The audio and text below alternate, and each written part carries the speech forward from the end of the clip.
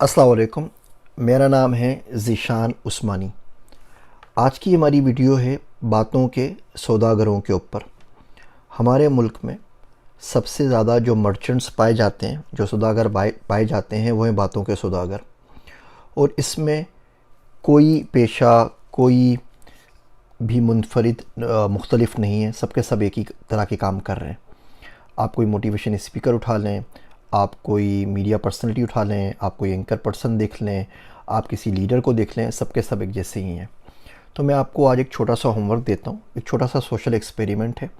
इसको करें ताकि आपको मेरी बात समझ में आ सके। क्योंकि हमारे मुल्क में सियासी बलोगत नहीं है। बलोगत हमारे मुल्क में सिर्फ जिस्मानी है। जिस्मानी तौर पर हम सारे के सारे 22 करोड़ बालिग बने घूम रहे हैं। जब हम बात करते हैं सियासी बलोगत की, माशी बलोगत की, फ़ाइनेंशियल बलूगत की, लिटरेसी की, जब हम बात करते हैं इखलाकी बलूगत की, जब हम बात करते हैं इक़दार की बलूगत की, उसूलों की बलूगत की, तो वो बलूगत कहीं नहीं पाई जाती, सिर्फ़ और सिर्फ जिस्मानी पाई जाती है। तो अभी आप एक्सपेरिमेंट करेंगे तो इससे आपको मेरा मुद्दा समझने में मदद मिलेगी। ये करें कि अपने आसपास गांव में, शहर में जो भी लाइब्रेरी है वहाँ चले जाइए और वहाँ जो अखबारों का आर्काइव सेक्शन है वहाँ चले जाइए। अब उस आर्काइव सेक्शन में जाके कोई भी पुराना अखबार निकाल के पढ़ने लग जाइए। 1947 का पढ़ लीजिए, 1954 का पढ़ लीजिए, 1962 का पढ़ लीजिए, 1971 का पढ़ लीजिए, 1980 का पढ़ लीजिए, 1992 का पढ़ लीजिए, 2002 का पढ़ लीजिए, 2016 का पढ़ लीजिए। जिस तारीख को पैदा हुए ना उस तारीख का पढ़ लीजिए। वहाँ से स्टार्ट कीजिए। जब भी आप 18, 20, 25, 30, 40 साल के पढ़ना शुरू कर दीजिए। आपको अखबार पढ़ के एक बड़ी हैरत का सामना होगा। वो सामना ये होगा कि आपको लगेगा कि अखबार अगर तारीख चेंज करके आज प्रिंट कर दिया जाए तो मेन सुर्खियाँ आज भी वही रहेंगी। वही लड़ाई चल रही है सिविल हुक्मरानों की आर्मी के साथ।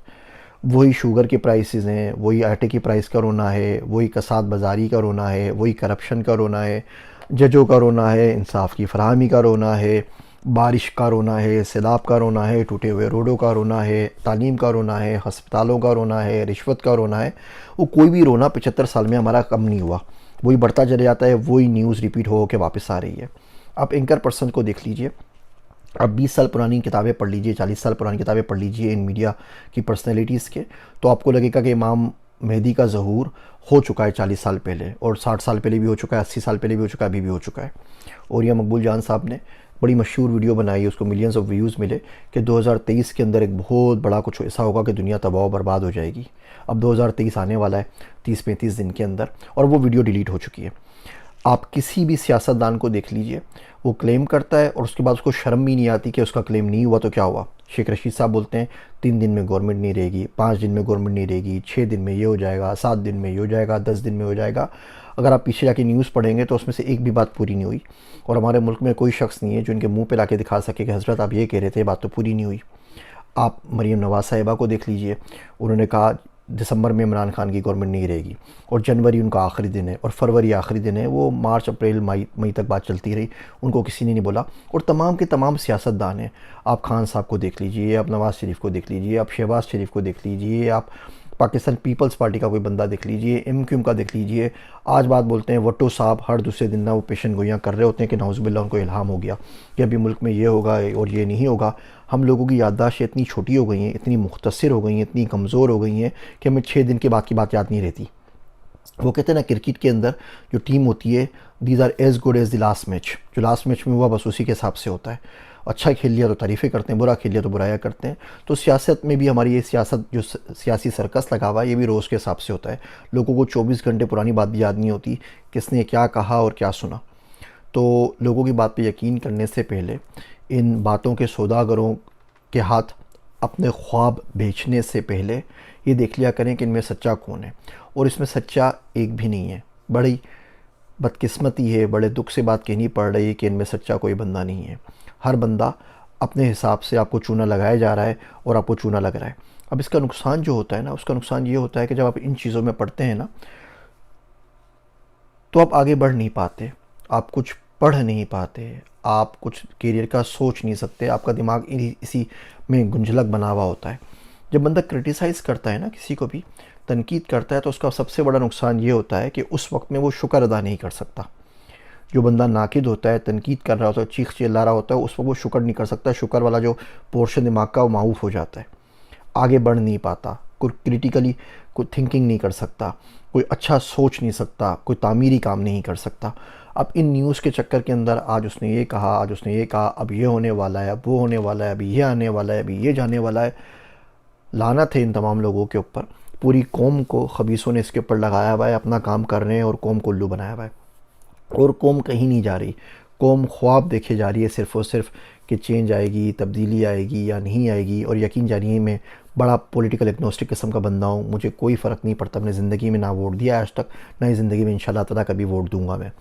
तो मुझे फ़र्क नहीं पड़ता कोई गवर्नमेंट आ रही है, मैं किसी से कोई इतनी मुझे कोई मोहब्बत कोई ख़ास है नहीं। आपका अपना जो कैरियर रुक रहा है ना, वो रुक जाता है भैया। जब आपके बच्चे को कुत्ता काट लेगा ना और आपके पास रेबीज़ के इंजेक्शन के 18,000 रुपये नहीं होंगे तो आपका बच्चा मर जाएगा और पूरे मुल्क में कोई आपको बचाने के लिए नहीं आएगा। अभी एक साहब ने ट्विटर पे मैसेज किया, मैंने पढ़ा, मैं काफ़ी दिन तक परेशान रहा कि उनके यहाँ जुड़वा बच्चों की विलादत हुई, इब्राहिम और इस्माइल शायद कुछ नाम रखा था, और उनको कोई टीका चाहिए था, वो गिलगित में अवेलेबल नहीं था। वो पिंडी से आता था, पिंडी बस 24 घंटे में आती है, लैंड स्लाइडिंग होती है। अलगर्ज जब तक वो इंजेक्शन उनके पास पहुँचा तब तक बच्चों का इंतकाल हो चुका था।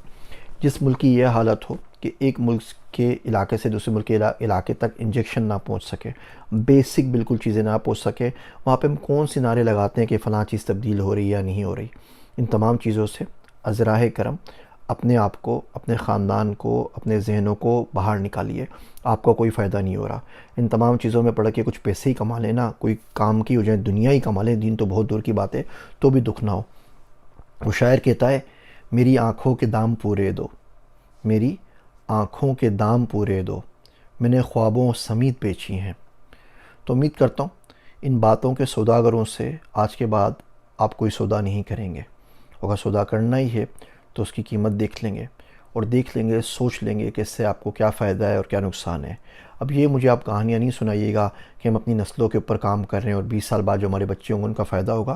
बिकॉज़ 75 साल से जितने बुढ़े हमारे चले गए वो भी यही बोलते रहते हैं कि नस्लों पे काम कर रहे हैं। और 75 सालों पे नस्लों पे काम हो रहा होता ना तो आपको और मेरा आज का कुछ ना कुछ तो फ़ायदा होता। अब सारे अखबार निकाल के देख लीजिए, 75 साल से यही स्टोरियाँ हैं, यही रोने हैं और कुछ नहीं बदला। और जिस हालात में जा रहे हैं उसमें कुछ बदलने की उम्मीद भी नहीं है। अपने आप पे काम करें, अपने आप को सुधारें, माशरे में, मुल्क में अपने आप बदलाव आता चले जाएगा। मेरी मुश्किल बातें सुनने का शुक्रिया। मैं हूँ आप सबका ज़ीशान उस्मानी।